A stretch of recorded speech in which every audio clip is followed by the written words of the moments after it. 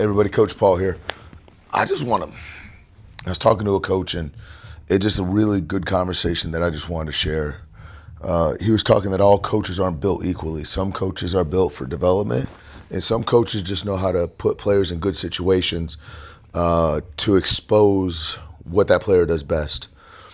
And a lot of people think that coaches all just fall in this bucket of I do A, I do B, I do C.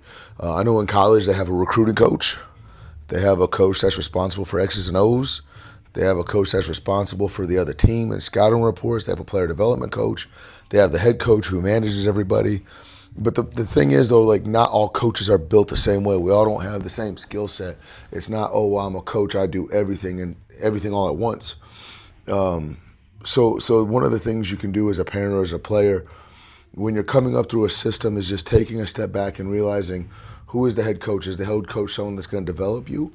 If it's not someone he can't develop, that's fine. I mean, there's nothing wrong with that. Everybody has their own thing, but does he have somebody on staff that can develop, and is that person going through the ranks and developing all the kids or players? And then also, who has precedence? A senior is going to take precedence over an eighth grader because that's going to win you the game tomorrow. And yeah, the eighth grade is going to win you the game in a couple of years, but you're looking at keeping your job. So a lot of things matter when you're coming up through a system, and it's nothing that like, oh well, this coach isn't a player development coach. Well, that's fine, but you need to find a way to fill in those gaps as a player. I've been around coaching for 20 years, and I've seen coaches that love X's and O's, but they don't necessarily know how to teach shooting. And there's a lot of coaches that can teach very good shooting and very good detail that may not know all the X's and O's. So there's a lot of coaches that could be put in different buckets.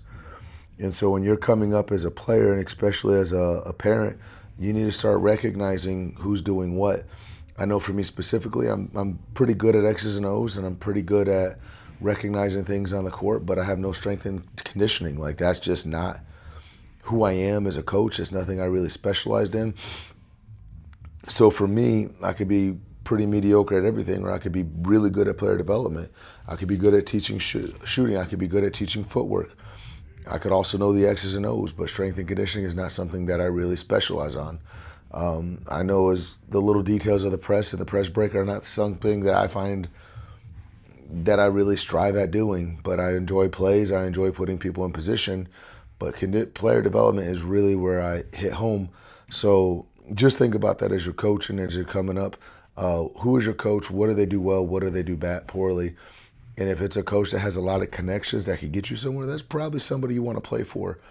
Just think about that stuff. Just think about that stuff if you come through a good system, and just take notes, because I think that the public perception is that all coaches can do everything. You're a coach, you should be able to do everything, and that's not necessarily the case.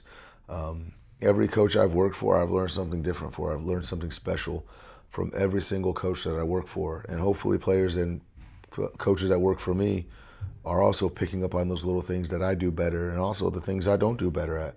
I know for me, I surround myself with things that I'm weak at. If I'm weak at a defensive footwork, I bring in a coach that's a specialist at it. If I can't teach shooting, I'm going to bring in a coach that can teach shooting.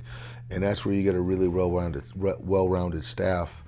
And that's really when you see people start to develop. So just make sure you're reaching outside of those little coaching clicks and system clicks, because if you're doing the same thing as everybody else, you're always going to rise at the same level. But if you're willing to break out and try something new, that's when you're going to get a little bit of an edge that everybody else isn't learning the same thing. And that's not a bad thing. That's not knocking coaches. It's just something extra. So, I mean, math kids that are really good at math, and kids that aren't, they go home and get a little extra tutelage, and there's nothing wrong with that. And that's how they step their math game up. I mean, there's English tutors, math tutors, science tutors. And so player development here at the HSA, we consider ourselves a basketball tutor. Just a little extra work on the side for you. It can never hurt.